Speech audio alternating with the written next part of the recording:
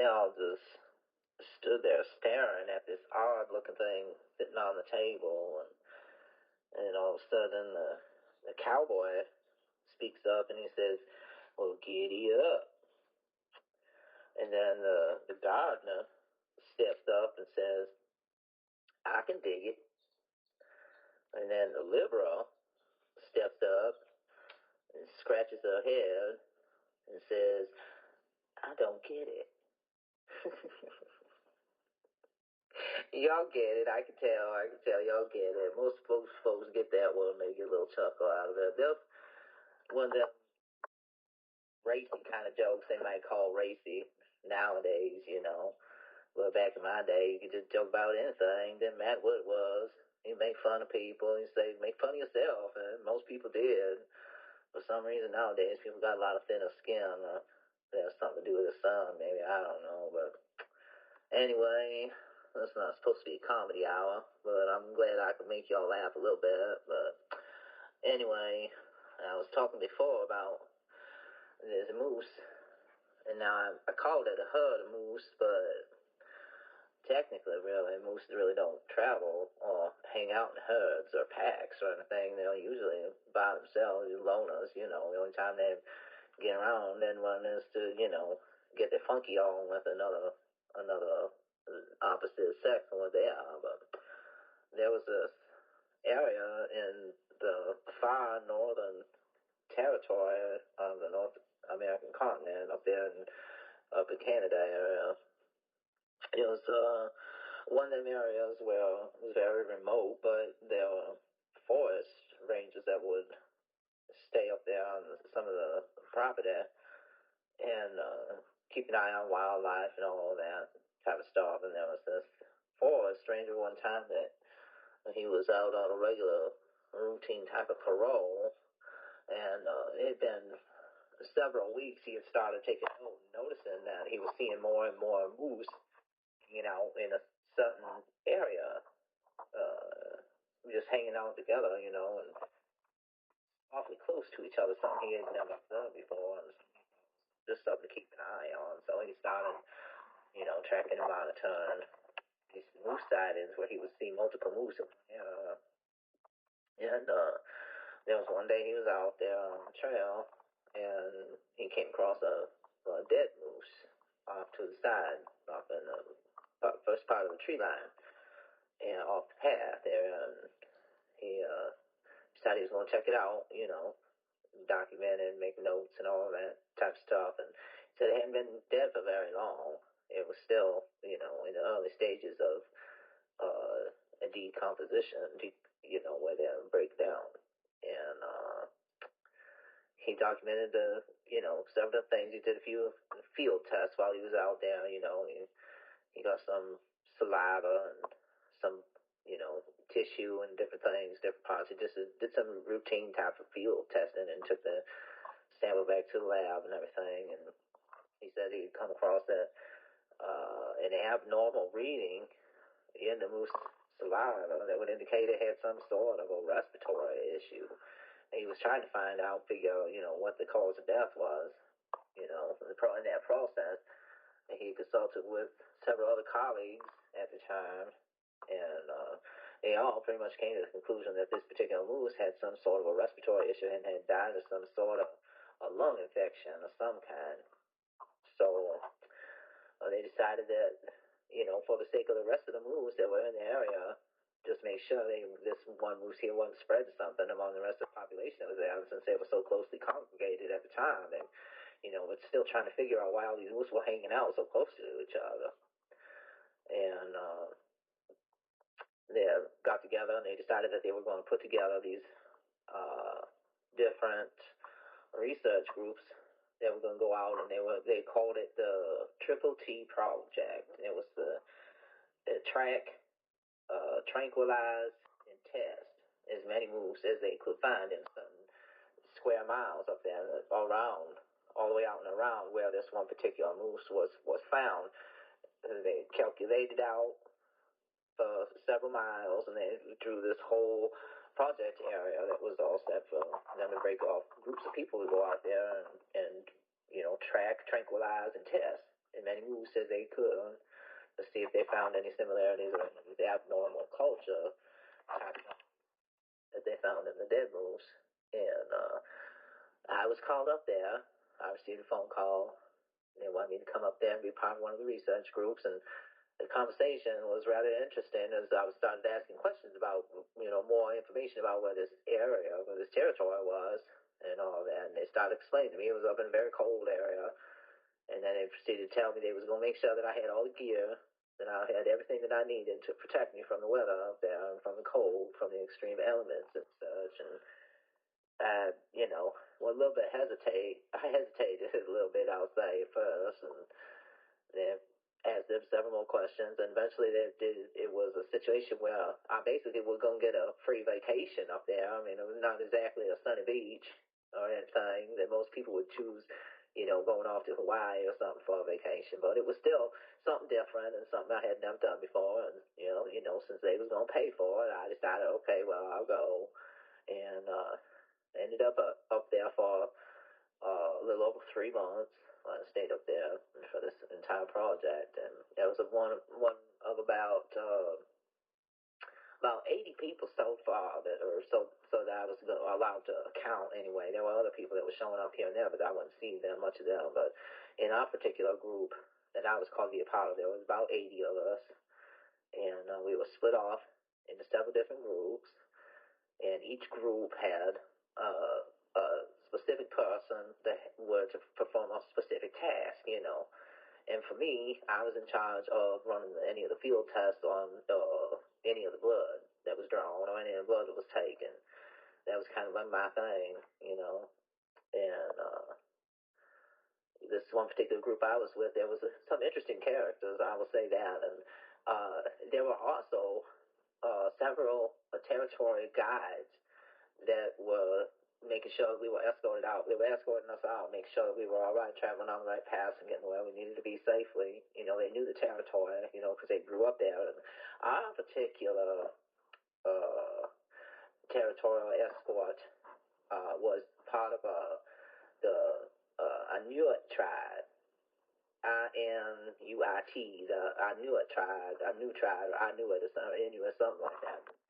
And they was a very interesting character that's told me some very interesting stories, I must say. It's things that they've seen up there, and just their view of the world around us was rather intriguing. It was very compelling. It was a very interesting person. I have to tell that in another story time, to tell some of the stories that particular person told me were very, very curious. I would say, talking about ice walls and talking about all this territory and land that was outside of our realm. He's a rather interesting character. But anyway, this story is about the moose and the Bigfoots.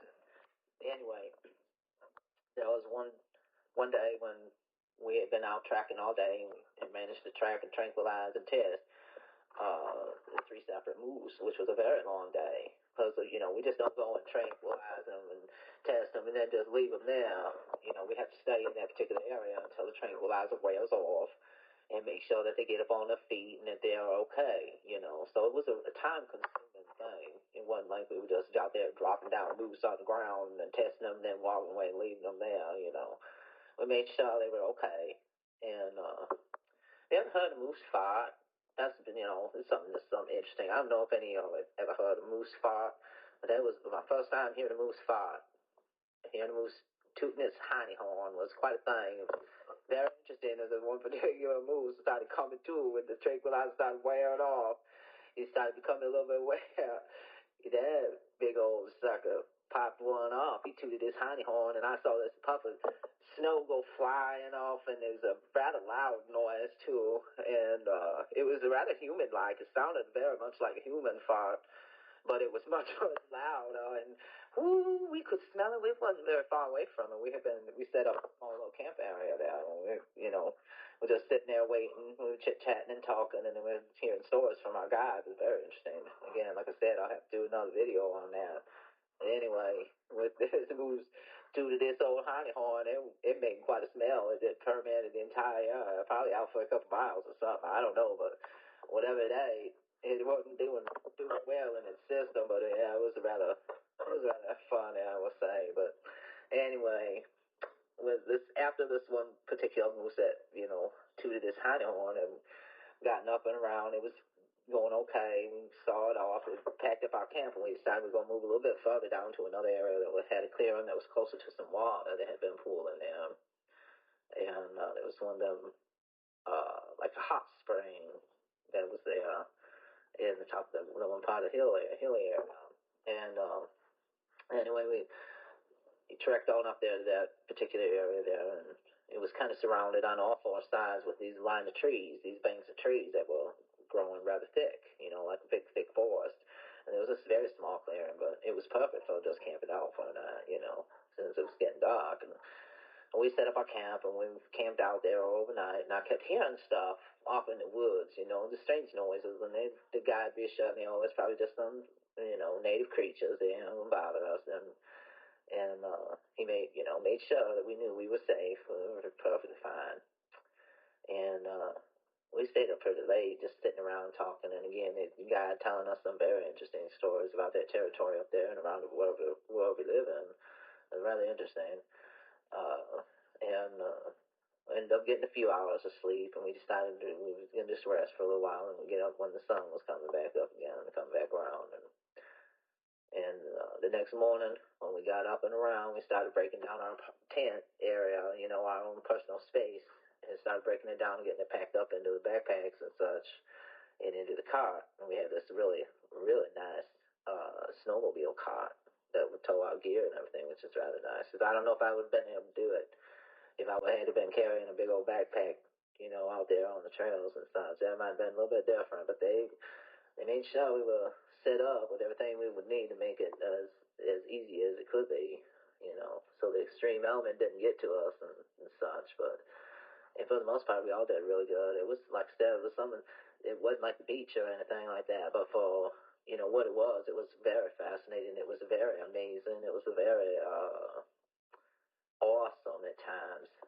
Very awe-striking in some of the scenery and some of the territory up there was very, very beautiful. But anyway, packing up my personal space, my area there, and I just happened to look up, off toward the front of the tree line. There was a bank of trees that was there. It was about, I would say, I don't know, maybe 80, 100 feet away. It wasn't very far, And I just happened to look up, and I saw something standing there in the backside of the trees, on the backside of the first round of trees there. And it was very large, very big, and it looked like some kind of gorilla or something. I didn't know, but I tried not to be too startled about it. I just kind of pretend like, well, okay, yeah, that's there. And I, decided that I was going to the guide over, and let the guide know there's some creature out there that's just watching us out there. And I called the guide over. I, pretend like I needed some help or something. I was like, hey, can you come over here and help me out? And I was fiddling around with my tent and such, and he started helping me with the tent, and I just kind of told him, I said, no, don't make a big deal out of it or anything. I don't want to start or whatever it is, but there's a big, big creature out there in the woods that's just watching us. And he looked up for a second, and he says, oh, yeah, that's one of them Bigfoots. And I said, oh, really? Is that right? And he says, oh, yes, ma'am. He said, there are many of those out here. He said, I suspect that their population has increased, and that's the reason why I was seeing these moose gathering up in one space close to each other, because they're trying to protect themselves, because these Bigfoots, these what we call, and some folks call them Sasquatches, that they'll hunt down these moose. They've come across carcasses of different things with evidence that would suggest that these Bigfoot, these Sasquatch, are just out there eating the moose, as food for, so it's food supply and such. And he didn't act like he was very surprised about it. And I was like, well, I don't know if I'm comfortable knowing that there's Bigfoots out here now. He says, oh, you don't have to worry about it. They've never been known to bother any people that have been up here. We've never had any foul run-ins with any of them. And he said they're pretty much coexist. It's no big deal. He said that he was telling me that years ago, when they had new recruits and new forest rangers coming up there to work in the territory, it wasn't announced that they were there. So these forest rangers would just see them on their own and freak out, I guess, and after a while, they started including that in the training. And then, when they're up there for the training purposes, they're told, well, now there's been evidence up here and sightings of these Bigfoots, these Sasquatches, and just be aware, don't bother them, they won't bother you, type of thing. It became part of the training, and he said that years ago, at first though, there were a couple of characters that were trying to record it and trying to put it out in the social medias and such back in the early '90s when the World Wide Web thing just kind of kicked off and opened up to everybody. Because, our military and our government been using the World Wide Web for decades before they ever allowed the public to have it. But back in that time, though, when these new rangers had, went on duty up there and discovered and saw these Bigfoots and such, they were trying to get the word out to everybody, but they were very quickly shut down.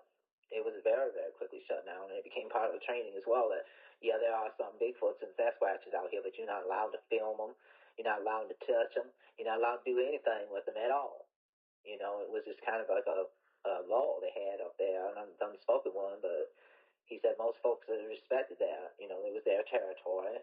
We wouldn't call them out or anything like that, especially to some of the international communities. If they want me coming there and taking all these Sasquatch and just disturbing their existence. They didn't want to allow it, which I thought was rather respectful, I suppose. But myself personally, after he started telling me that more of them out there, I was a little bit, unsettled, so to speak, that I wasn't sure if I wanted to hang out there anymore.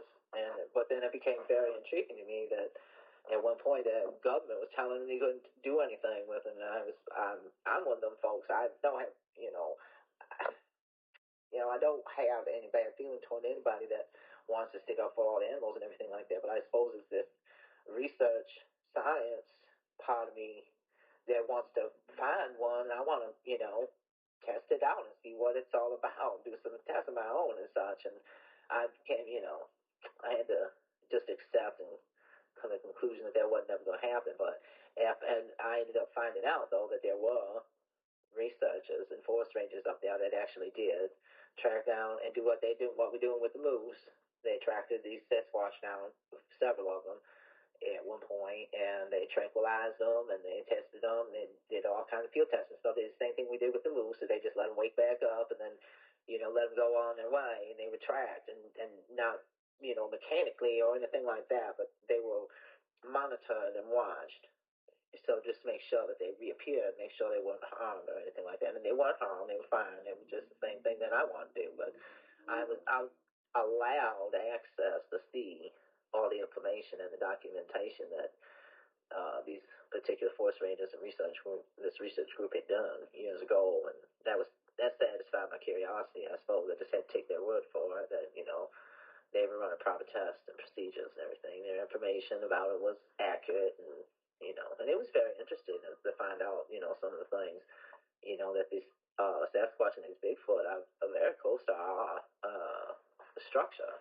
They have all the same anatomy as a human being does, and they have the same type of structure as far as male and female. Male have the male genitalia, female have the female genitalia, and the females have the same internal structure. They were able to have children and all such, and everything was pretty much the same.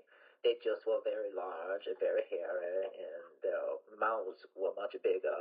And they also resembled, but we did not find any type of resemblance or anything to the gorillas or apes or anything like that in the structure, in the blood or in the tissue or anything like that. They never found any type of connection there, but the physical appearance was very much more close to an ape or a gorilla, but its internal molecular structure and such was all that, just like a human being. So, but anyway, I told the guy, I said, make sure what happens if there's something does go wrong with one of these things decides to come after us. And he said, well, then we'll just tranquilize them. We'll do what we have to do to protect ourselves. We are allowed to do that. So we just can't track them down. And it was just very interesting because after that, I was there for a couple months after that, and during that a couple month period, I saw like three more that were just all I had never. really noticed it in the first month or so that I was there until I, noticed it along the tree line there one morning. And it made me wonder how many there were that were out there watching us that I really didn't see. But it was after that first time that I noticed it out there that I started seeing more. As we were setting up camps, as we were moving through the woods, I would started, recognizing different, like resting sites or a hunting area where the Sasquatch would have been doing their hunting or resting. I started recognizing some of the evidence, and it was very, very interesting, I will say. And when I got back home,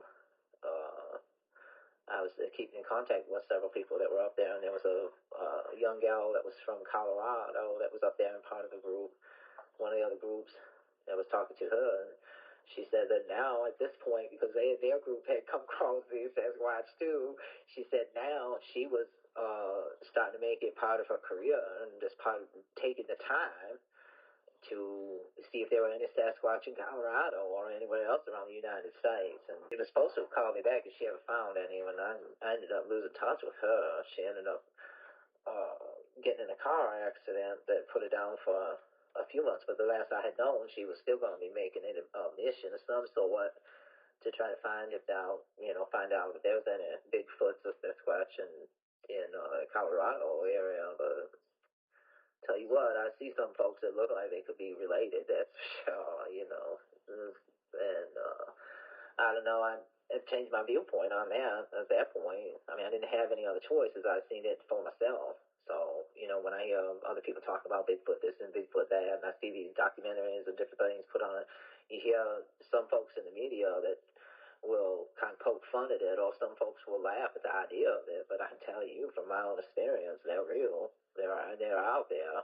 They're not any different than any other creature that survives out in the wild. We still have wild horses. We still have wild cattle. There's still wild boars and, wild moose up in the Northern Territories too. So it's not one of those things where it's just so crazy to think that there could be another creature out there surviving, thriving in certain areas. And I must say I was, rather curious about learning whether or not there was any over in my area where I was living at the time. But I had, other things I had to prioritize my time to make sure that I kept my practice up and that I kept the veterinarian clinics up and running there. So that was, my priority. I really didn't want to take any time out to go search for Bigfoots or Sasquatch in my area, but it didn't mean that I wasn't trying to contact with other people that might have been doing it. Nobody ever let me know whether or not they found any in my area or not, but anyway, yeah. I tell you what, I would like to do some more talking about what the guides were telling us. They were telling us some very interesting stories about territory up there and territory all around in the world that we live in, and they all pretty much shared the same viewpoint. And there was an entire group, this entire tribe of Inuit, that all believed the same thing. And it was very, very interesting to hear them talk about their experiences and their history and their ancestry and their viewpoint of the world around us. It got me thinking about other things, too, that I normally wouldn't think about. But when I started hearing more stories, and I really had no reason not to believe them. And they were showing me, books and different tablets and things that were written years ago by their ancestors that would completely support everything they were saying. So I had no reason not to believe what they were saying, and it was very fascinating.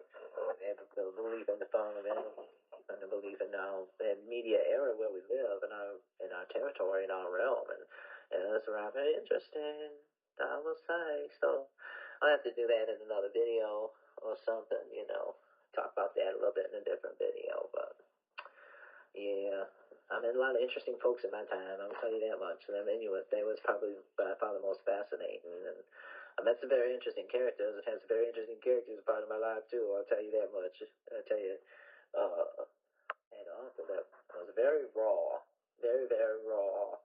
And he didn't make no bones about speaking anything. He didn't care who he was with or what company he was keeping. He just said what was on his mind, what he wanted to. And there were a few things he would repeat that we heard a lot. That every time we saw him, we would hear the same things. But other people that had never met him before. And then we got around other people that had met him before. He would say these phrases, these different things, and I had some cousins that were growing up and reaching puberty, and they started dating girls and such. And my uncle used to tell when we would get together, he would tell them, now when you're out there hunting down them girly girls, he would tell them, if it smells like cologne, then leave it alone. And if it smells like fish, it's a tasty dish. And that was always rather raw and a little bit gross. I always thought it was rather disgusting, but it was something we heard. He was just part of his character. Yeah, another one of the things he used to say was if he thought someone was a little bit crazy. Like he used to say about his sister, about my Aunt Paula. He used to say, well, Aunt Paula is nuttier than a squirrel's lunchbox.